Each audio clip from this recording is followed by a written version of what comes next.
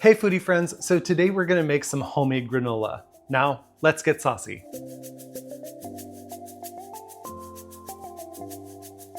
All right, foodie friends, like I said, homemade granola, we're not reinventing the wheel here, right?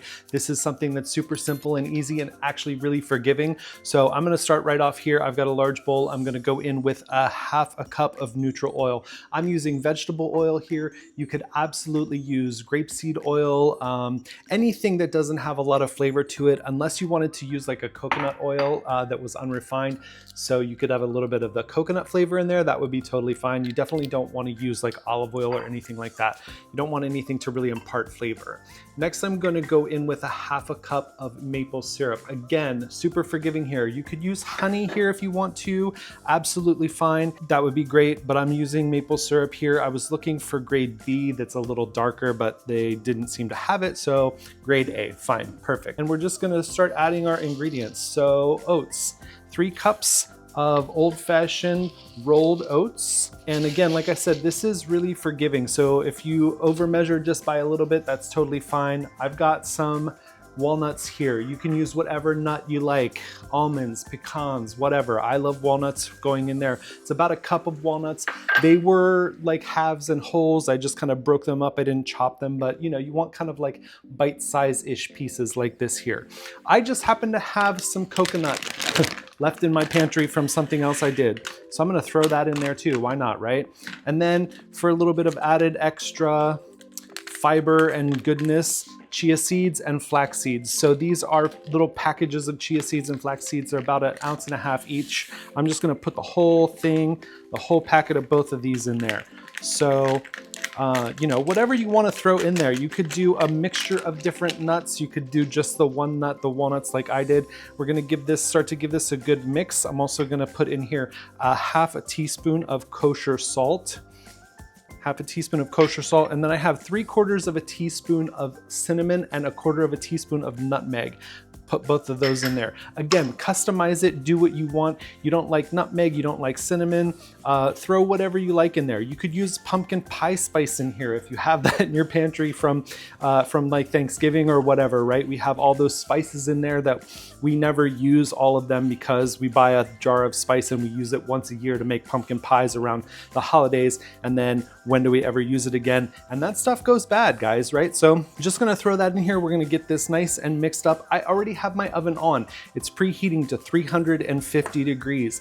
Like I said, this is super simple, super fast. This is gonna go in the oven for 20 to 30 minutes. Every 10 minutes, halfway through, we're gonna give it a stir. So this is good. Everything's good and mixed. You can see it's all incorporated well, coated with that oil and maple syrup. So I have here a baking sheet that is lined with a little bit of parchment paper, and that's just to help me clean up easier. You could do this without the parchment paper. You could do foil, whatever you want. We're just gonna throw this on here and we're going to spread it out evenly.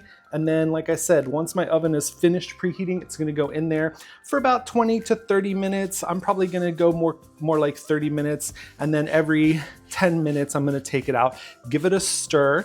Once it's nice and golden brown is when it's done. And you might have noticed I had some dried cranberries here. Those aren't going in the oven. Those are gonna go on after this is baked, and then they'll just kind of sit in there and get nice and happy with everything else. Because if you put those in the oven, those dried fruits, and again, whatever dried fruits you want to use, you can definitely use apricots, you can use raisins, whatever you have, right?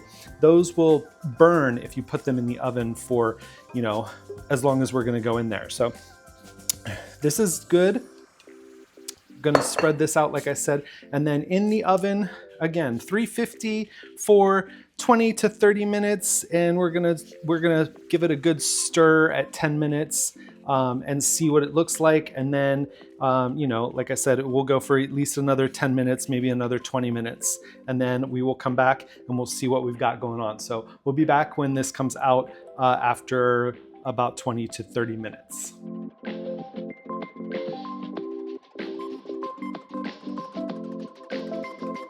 All right, foodie friends, so here we are, granola out of the oven, and you know, as we do every once in a while, we have to pivot. So this was in there, like I said, for about actually this was in there for about 35 minutes and it wasn't getting as brown as I wanted it to in the beginning. So I turned the fan on in my oven. So if you have a fan in your oven, turn that on at 350 and do the 20 minutes like I said originally. Check it and toss it. So like mine ended up, like I said, 35 minutes. So after 20 minutes, I turned the fan on and it started getting nice and golden brown. So I took it out after 30 minutes, gave it a stir and put it back in for another 5. Now, so this is nice and golden brown. We're gonna go ahead and throw our cranberries, whatever dried fruit you're gonna use, right on top of here and give that a little bit of a stir into it. And you can do one of two things at this point. Once your dried fruit, if you're using it, again, you don't have to use the dried fruit if you don't want to. Customize this, do what you want with it. But if you're using that dried fruit, stir it in a little bit. So if you like your granola to be kind of clumpy and in larger pieces, what you'll do is once you stir this in, I keep having to adjust my parchment paper here because it's moving too much. But once you stir this in, then you can give this kind of like a press down onto the tray so that it kind of, once it starts to cool and set up, it's gonna form into like a layer, right? I mean, it's not gonna be completely solid, but what you're gonna have are some pieces that stick together. You're gonna have to break it up a little bit, right? So you're gonna get some kind of nice, chunky, big, large bits of granola. So that's what I like, so that's what I'm gonna do. So we're just gonna give this, like I said, a nice little stir to get those cranberries kind of incorporated. Again, whatever fruit you're gonna use, if you're gonna use it. And then I'm gonna smush this down. I'm gonna put it into kind of like an even or as even as possible-ish layer so that when this cools, again, that maple syrup that we put in here is gonna kind of hold it all together. And then I'll have to break it up into pieces. So I'm gonna let this cool.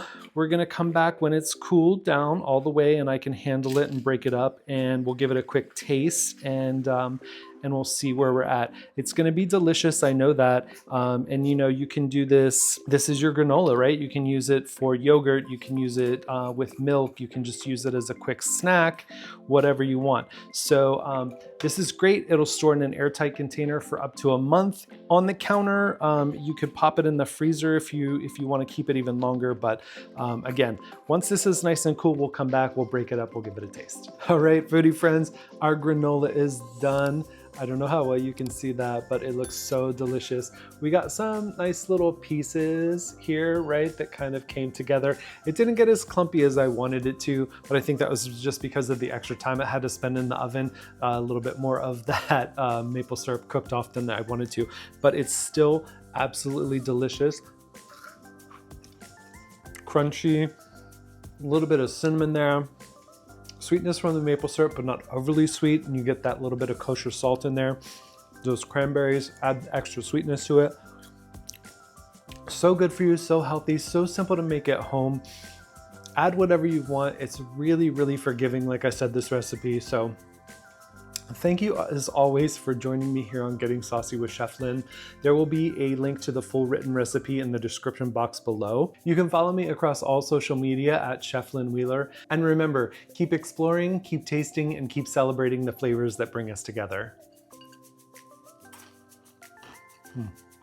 It's so good.